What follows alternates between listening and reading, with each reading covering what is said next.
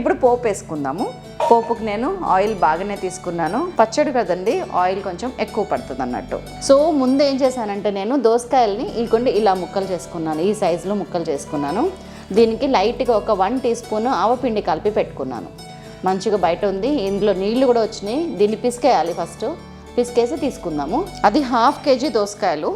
Oil లైట్గా కాగింది.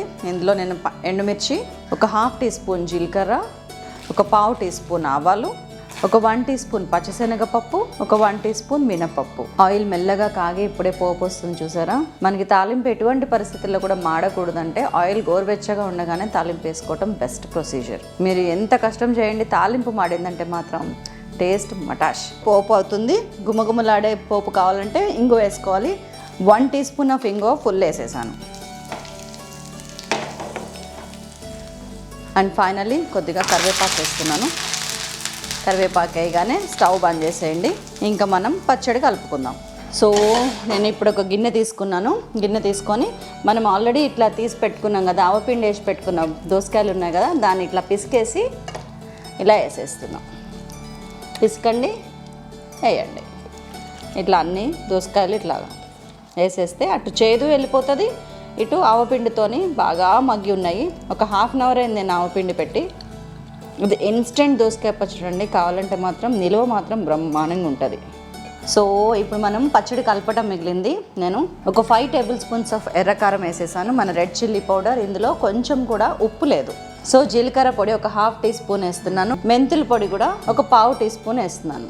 దోసకాయలు ఏమైనా చేదు ఉన్నా కానీ మీకు ఈ మెంతుల పొడి ఎక్కువైతే మళ్ళీ ప్రాబ్లం అవుతుంది. సో ఈ మొత్తాన్ని ఒక్కసారి కలుపుకుందాము. మన తాలింపు ఆల్రెడీ కొంచెం వేడి తగ్గింది, దాన్ని తాలింపులో వేసేద్దాం.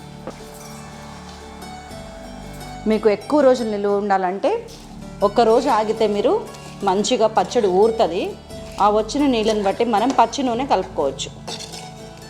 అండ్ ఇంకొక చిన్న టిప్ చెప్పిన, ఇది ఇంకా నిలువ ఉండాలంటే ఇష్టం ఉన్నోళ్ళు, పులుపు మంచిగా తినేవాళ్ళు ఒక 2 నిమ్మకాయలు పిండుకుంటే కూడా చాలా బాగుంటుంది ఇందులో. సో ఇది మన దోసకాయ, ఇన్స్టెంట్ దోసకాయ ఆవపిండితో కలిపి చేసిన ముక్కల పచ్చడి. దోస ఆవకాయ అని కూడా అంటారు దీన్ని. దీంట్లో మీకు కావాల్సినంత నూనె వేసుకోండి, నిలువ ఉండాల్సిన పద్ధతిని బట్టి. ఒక్కసారి ఉప్పు చూద్దామా. నాకైతే సరిపోయింది. 2 టీ స్పూన్లు ఫుల్ వేసేసినాం కదా, ప్రస్తుతానికి సరిపోయింది. కొంచెం ఊరినాక పట్టిన దాన్ని బట్టి కలిపి పెట్టుకోండి. సో ఇలా కలిపి పెట్టుకున్న దానికి ఈ ఫ్లేవర్ ఇంకా గుమగుమలాడటానికి వెల్లుల్లిని యాడ్ చేద్దాము. వెల్లుల్లి తినని వాళ్ళు ఈ పార్ట్ మిస్ చేయొచ్చు, వెల్లుల్లి తినేవాళ్ళు ఇది కలుపుకోవచ్చు.